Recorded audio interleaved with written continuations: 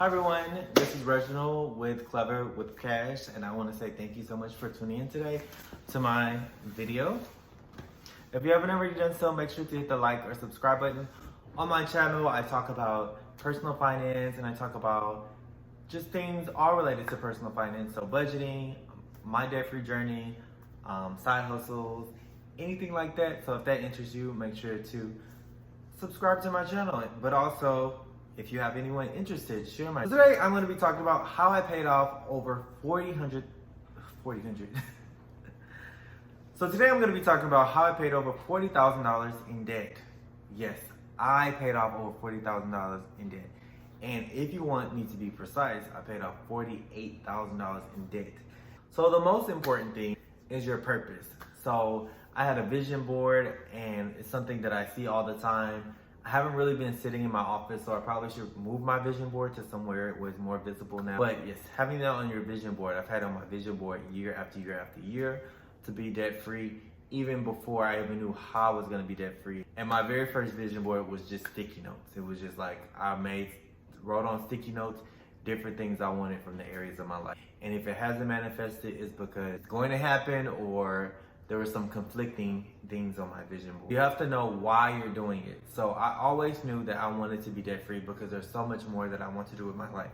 I have a job and I work that job and I like the job, but I want to work for myself eventually, and I want to not worry about money. I want to travel whenever I want to travel, not have to get approval or travel. I'm a teacher, so I have to travel whenever I'm off work. And usually whenever we have vacations, a lot of people are like, oh yeah, teachers, y'all have a lot of vacation, y'all have this, y'all have that. Usually that when we're off for vacation, the kids are off for vacation, and the prices are so expensive. Changing your mindset. You have to have a positive mindset, an open mindset, a mindset that is going to attract the things you want in life. So I had to completely shift my mindset as opposed to being defeated about money, as opposed to whining about why am I here. And you're still gonna do that. I still sometimes do that, but you can't stay there. I had to completely change my mindset, which brings me to my next topic. Changing my mindset helped me to realize that I can do this, and I had the side hustle. I had side hustles galore. I had so many side hustles. And if you look at my last video, I will tell you what some of those side hustles are and give you a little review on those side hustles, but I did it all. I have my own tutoring business. I tutored for others. I did valet. I have a side hustle now. I did a lot. Hustling is definitely a way. So you got to get that income up. You have to get your income up. But first you have to budget. So if you do not budget, you do not know whether you have to get your income up or not. When I wrote down all of my expenses, I realized why I was constantly in the red. But I didn't know why I was in red at first. I didn't realize why I constantly had overdraft fees, because I wasn't tracking my money. When I wrote down everything, most of my money was going towards debt, not even my living expenses. And then when you add in my living expenses, my rent, my car insurance, my car note at the time, it was just like, and the bare minimum. I was like on a very, very tight budget. It was completely insane. And I knew that I needed to get my income up and cut expenses. Sell things, I sold things. But slashing your expenses is very important. Once you have a set budget, it's gonna take some time it took time for me to get there though. So I had to keep budgeting. You have to have consistency and persistence. You can't just expect like, okay, I'm due to budget this month, it didn't work. Okay, but you have to think about, if you do a budget for this month and you've been living all of your life or most of your adult life, you've been broke, you can't expect for it to change in 1 month. That's not gonna happen. You have to consistently try and try again. And you also have to find what works for you. Sometimes you may need to spend more money in one category and less money. And this happens whether you are debt-free. Beyonce, Oprah, your finances change and some things just come up, and that's just life. And that's part of that mindset thing too. You have to be open that things are gonna change and be flexible. If your car breaks down, you might not be able to get that manicure this week. I'm gonna repeat this again. Looking at your debt, writing down every single debt that you have. Not putting it on the computer, not looking at your statements, write it down. Write down every single debt. I wrote down all of my debts, and then I kept a spreadsheet after that of tracking how much I was paying off each month. And I did that snowball method. But you have to know how much you owe. You can't pay back something if you don't know how much you owe. And I wrote down my credit cards from smallest to largest, and my car note, and all of the above, the student loans, everything. So I knew that, okay, I owed Discover $5,000, and I literally did. I owed Citibank $5,000. I owed Best Buy $500. I owed $3,000 on one student loan, $10,000 on each, I think. So it was, I literally knew my numbers, and I still have that spreadsheet. That's just, you have to know your numbers. You have to know how much money you have coming in. If you don't have a budget, like you have to have that in life, whether you have debt or not. You just have to have a budget. Even Bill Gates has a budget. I know he has a lot of money, but he can't just buy the whole world. It was guidance. I went to personal finance classes. One personal finance class was great, and then I went to another one from the same person in an organization. It ended up being multi-level marketing. I was like, whoa, that's not what I'm looking for in life. I just really wanted to get, personal finance classes, because they were digging all into my business, and I was like, why do you need to know this if you want me to work for you? Like, why do you need to know how much I make and how much life insurance I have? Like, it was a little odd, but yeah.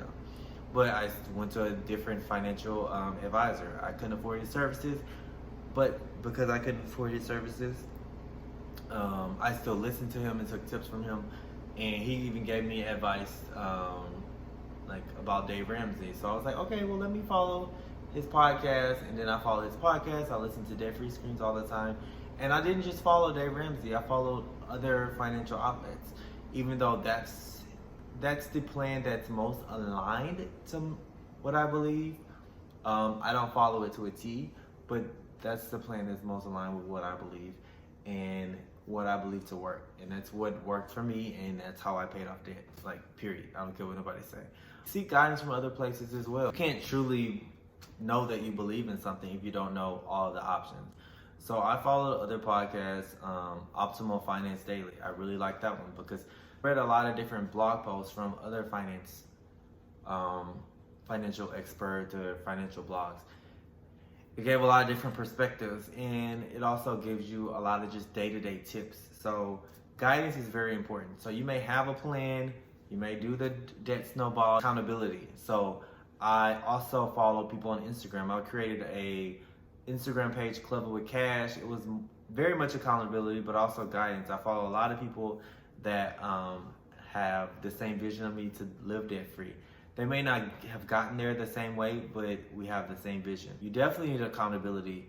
You cannot be around people that are not doing what you want to do and expect the results that you want to get.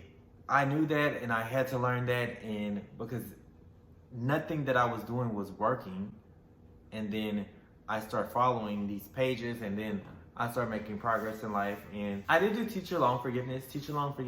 I'm an elementary school teacher, so you can get up to $5,000 forgive if you work for 5 years or more at a Title I school, which is a underrepresented or underserved school or community. And if you teach like math, science, or special education, I'm like, why didn't I teach special ed? You can get up to, I think, $13,500, which that's a start. That was at the very end of my program. Whether I got approved or not, I was gonna pay it off because I only had $4,000 left, and that was the last of my debt, the absolute last of my debt, because I had already decided to pay my collections. I'm going to therapy, but it's definitely important for, if you're having mental health issues, to go to therapy. For me, anxiety and depression were a big cause of my financial woes, and also just lack of guidance and lack of knowledge about personal finance. Therapy was really great for me to just live my life and approach different situations with social anxiety, but also have boundaries with people. And personal finance and your mental health are very much hand in hand, because if you can tell somebody no, you can say no in your budget. So your budget is not for you to feel bad about. And that's something I had to learn too. I had to stop seeking approval of others and stop trying to impress others. And it's something I'm still working on. We're human beings. We want other people to like us. We're social beings, so that's hard for us to do. But if it's not in your budget, you just can't do it. Like, it's just not in my budget. I would tell my friends that, like, y'all gonna happy hour and I don't have the money. I'm like, okay, I can't go. That's not in my budget. But y'all have fun. I'll see y'all later next time, maybe. So, and if it's ahead of time and I have time to plan for it in my budget, then yeah, I'm right there. I hope that you find this video helpful, and I hope that you also find it inspirational in your journey if you're looking for ways to pay off debt. Also check out my Instagram page. It's instagram.com/cleverwithcash, and you'll see just things that I do on a day-to-day basis to help me pay off debt, or just help me stick to my budget.